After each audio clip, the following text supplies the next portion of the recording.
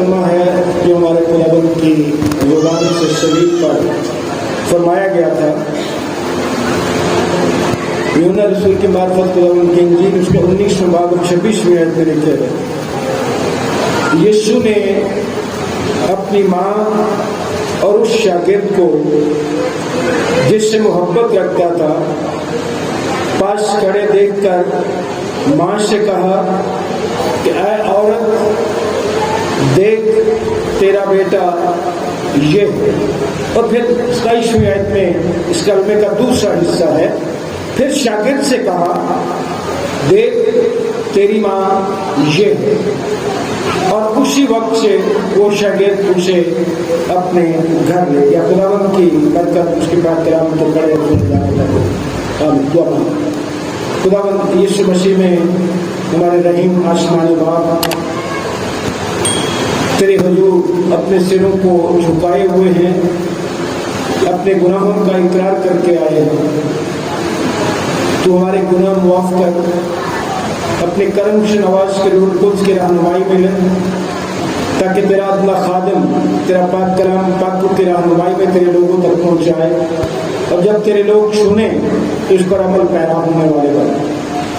ہم سبوں کی مدد کر، پوری توجہ اور دھیان کے ساتھ اپنی آواز سننے کا فضل بخش، مسیح یسوع کے نام سے۔ عزیز بھائیوں اور عزیز بہنوں،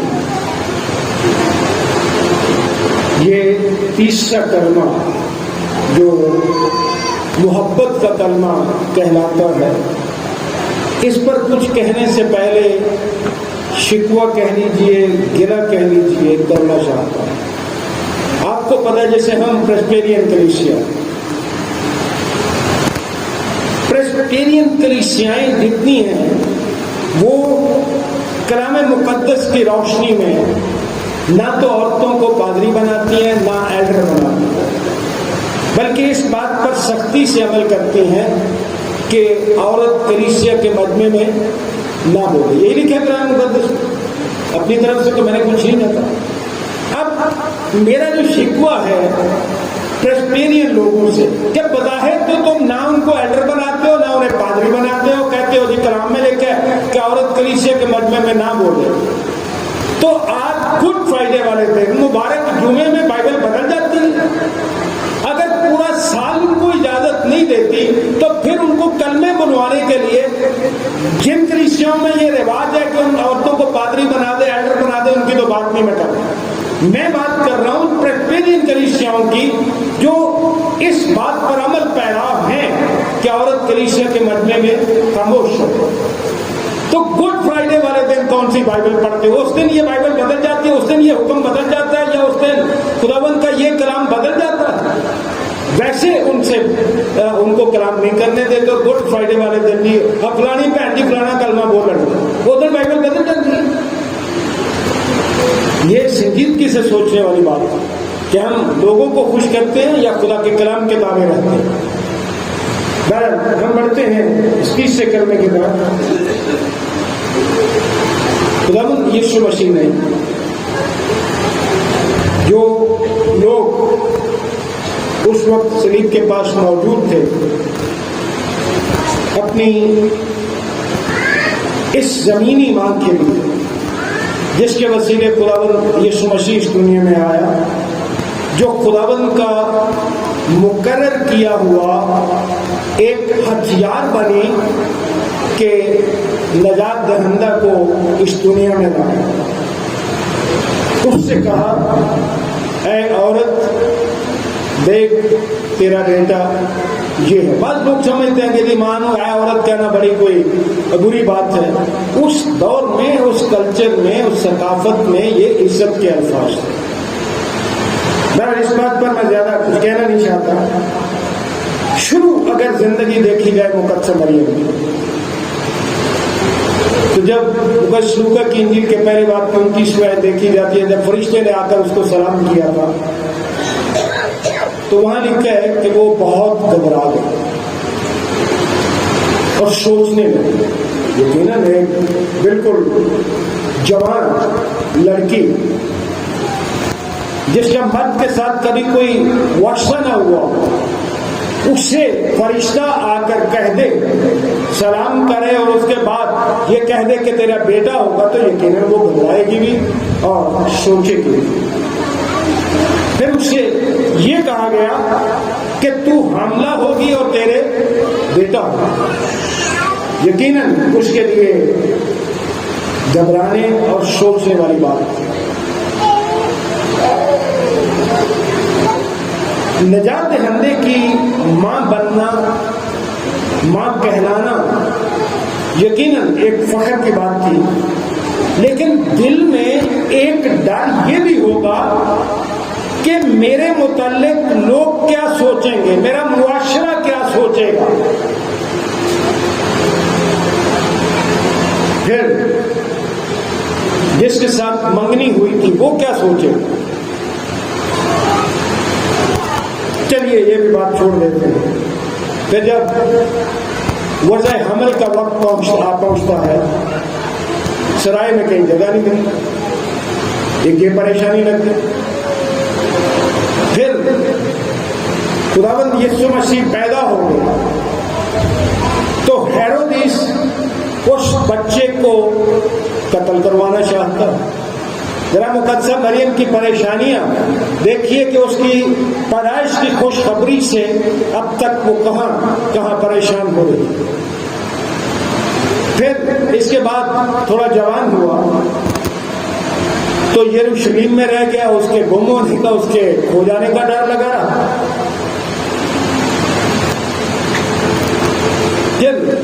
میں سمجھتا ہوں کہ دنیاوی طور سے ایک ماں ہوتے ہوئے کس طرح اس نے برداشت کیا ہوگا کہ جب اس کی آنکھوں کے سامنے اس کے بیٹے کے ہاتھ اور پاؤں میں کیل لگائے جائیں، خون بہ رہا ہو اور وہ صاف بھی نہ کر سکے۔ پھر جب اس نے اس کے منہ پر لوگوں کو تھوکتے دیکھا ہوگا اور جن ہاتھوں سے وہ مانس سے بدنگیر ہوتا ہوگا، جس طرح بچے ہمارے آگے چمٹ جاتے ہیں، وہ ہاتھ آج صلیب پر پھیلے ہوئے ہیں اور کانٹوں سے کیلوں سے جڑے ہوئے ہیں، کانٹوں کے تاج کی چبھن اپنی جگہ۔ یہ ساری چیزیں جو ہیں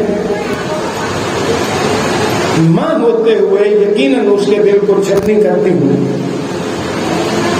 تو کہنا یہ چاہتا ہوں کہ اس طرح مسیح کی پیدائش کی بلکہ خوشخبری سے آج اس کے مصلوب ہونے تک مقدسہ مریم کی زندگی دکھوں سے بھری پڑی۔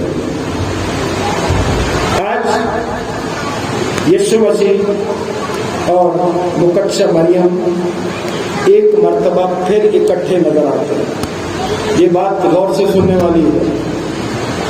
جب یسوع مسیح نے خدمت کا آغاز کیا تو قانہ گلیل میں، اور اب اس کی زمینی خدمت کے آخر میں صلیب کے نیچے جب مسیح کا مزے کا اڑایا جا رہا ہوگا، اس پر ظلم ڈھایا جا رہا ہوگا، بالآخر اسے صلیب پر کیلوں سے جڑ دیا گیا ہوگا، تو یقیناً مقدسہ مریم غم سے چور ہو گئی ہوگی۔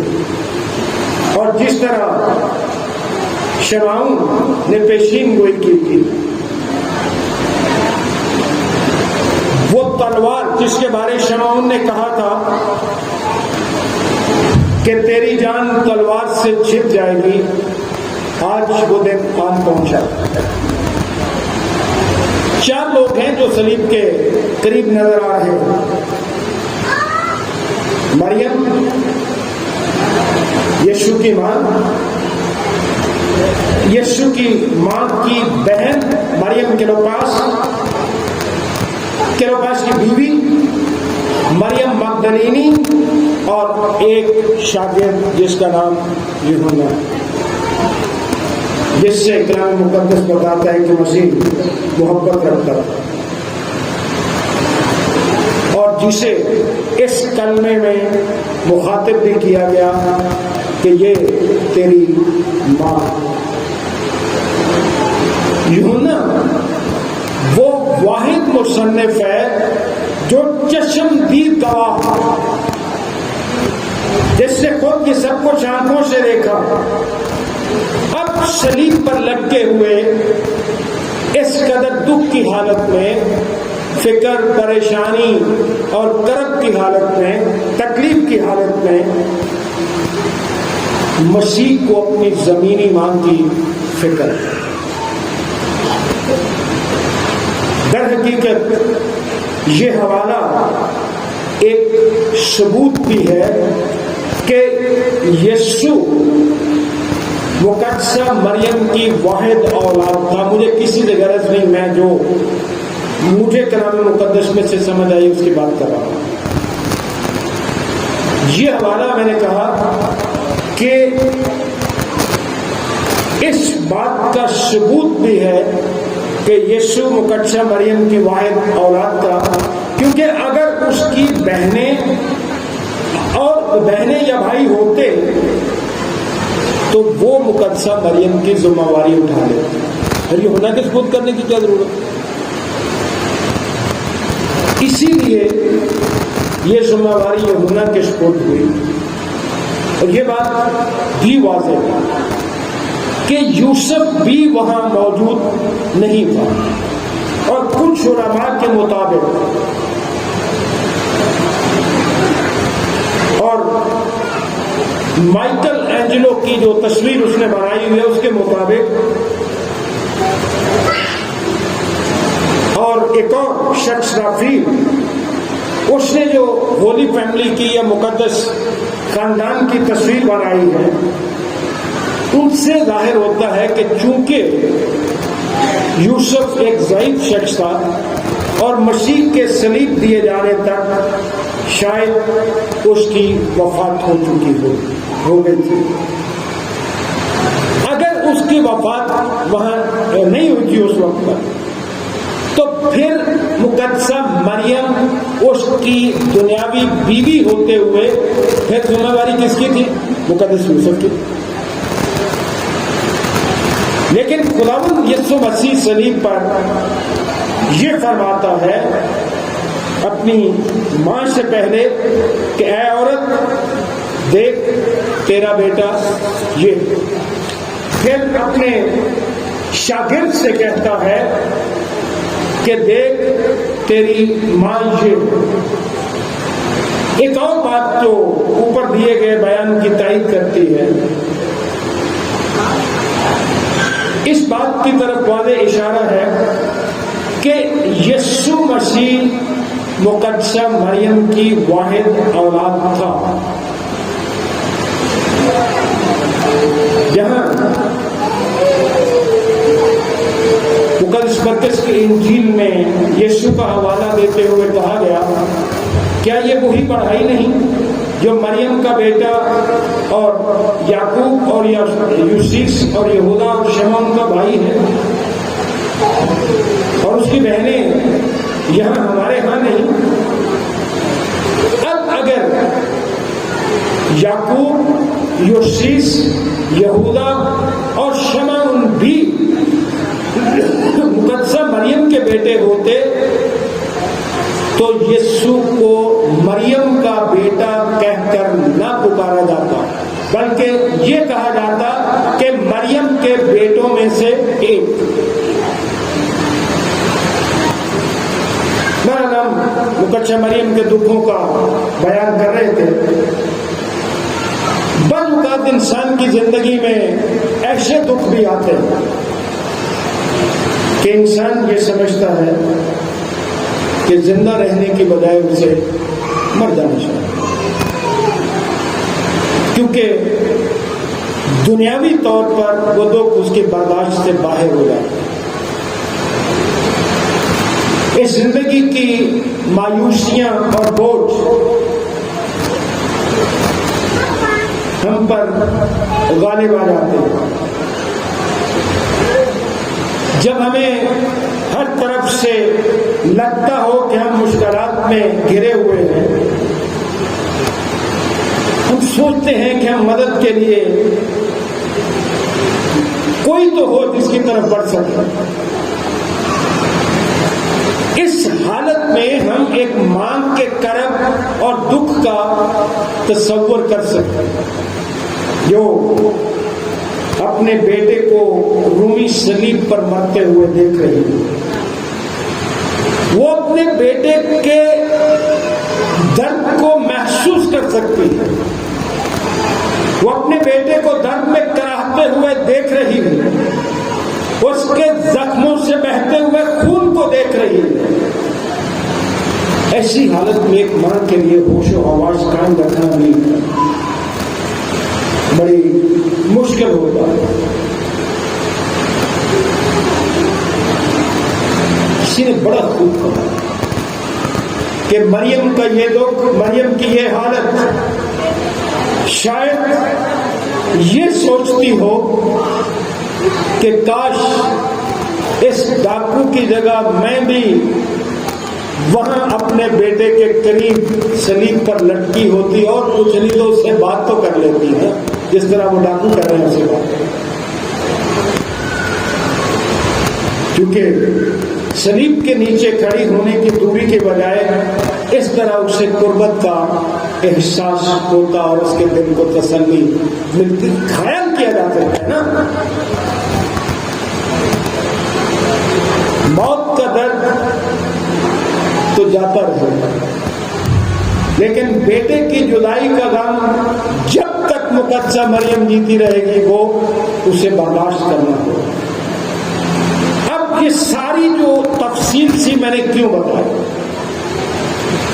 اس حالت میں مقدسہ مریم کے لیے بہت ضروری تھا کہ اسے تسلی دی جائے. ان باتوں کے علاوہ وہ یہ بھی سوچتی ہوگی کہ اب میرا کیا بنے گا، کہاں رہوں گی، میرا سہارا کیا ہوگا. تو اس حالت میں اسے تسلی دینا بڑا ضروری ہے. یوشع کی کتاب میں لکھا ہے 53 باب میں خداوند یسوع مسیح ہماری خطاؤں کے سبب سے گھائل کیا گیا اور ہماری بد کرداری کے باعث خوش لایا. اس نے ہمارے غموں کو برداشت کیا. ہاں یقیناً اس نے ہماری مشقتیں اٹھا لی، ہماری مشقتیں، ہمارے غم اس پر لاد دیے گئے اور اس نے صلیب پر ہمارے غموں کو برداشت کیا. یہی وہ قوت اور حوصلہ ہے جس کی بنا پر آج تک لاکھوں لوگ یسوع مسیح پر قربان اپنی جانیں کر گئے. صدیوں سے مرد اور عورتیں ناقابل بیان دکھ اسی کنویں یا چشمے سے حاصل کی ہوئی قوت سے برداشت کر رہے ہیں. عزیز بھائیوں اور عزیز بہنوں، جب خداوند یسوع مسیح اپنے ماں اور پھر اپنے شاگرد سے مخاطب ہوا تو یوحنا کو بیٹا ہونے کی تاکید کے ساتھ ذمہ داری دی گئی کہ آنے والے دنوں میں وہ اس کا ہر طرح سے خیال رکھنا.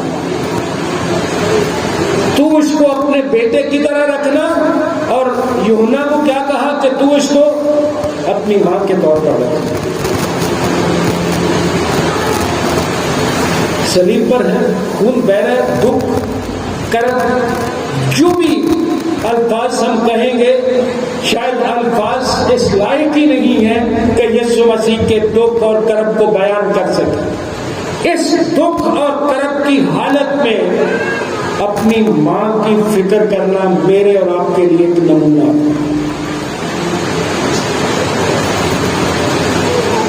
ساڈے بچے بہ جان سارے کی گل نہیں کر رہے تے ماں دوائی نہیں کہہ دے، پیو دوائی نہیں کہہ دے تو کہن گے ساڈے اپنے بچوں کا دودھ نہیں پورا ہوتا، یہ تہاڈا کی کرنا. یسوع مسیح خالق ہوتے ہوئے ابتدا میں کلام تھا، کلام خدا تھا. اس نے کیا فرمایا تھا کہ تو اپنے باپ اور اپنی ماں کی عزت کرنا. اگر آج وہ اس کو اکیلا چھوڑ دیتا ہے, بے سہارا چھوڑ دیتا ہے, آج اس کی فکر نہیں کرتا, تو کون یہ کہتا کہ جی جو کچھ خود کہا, جو کچھ فرمایا تھا اس پر آپ تو عمل نہیں کیا, اور ہمیں کہہ دیا کہ اپنے باپ کی اور اپنی ماں کی عزت کر.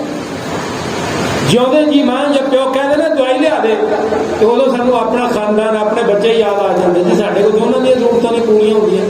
تو جدن مارتے ہیں ادھر بریانیاں بھی پک جاتی ہیں, فروٹ بھی ونڈے جاتے ہیں, وہ پہلے ہی دوائی لیا دے ہو. یسوع مسیح کے یہ الفاظ اور اس کا یہ عمل ہمارے لیے دعوت ہے کہ ہم اپنے بزرگوں کی, اپنے ماں باپ کی عزت کرنا سیکھیں, پیار کرنا سیکھیں, ان کی وفاداری کرنا, فرمانبرداری کرنا سیکھیں, ان سے محبت کرنا سیکھیں اور ان کی ضروریات کا خیال رکھیں. کیونکہ یہ تو چلو خاندانی بات ہوگی.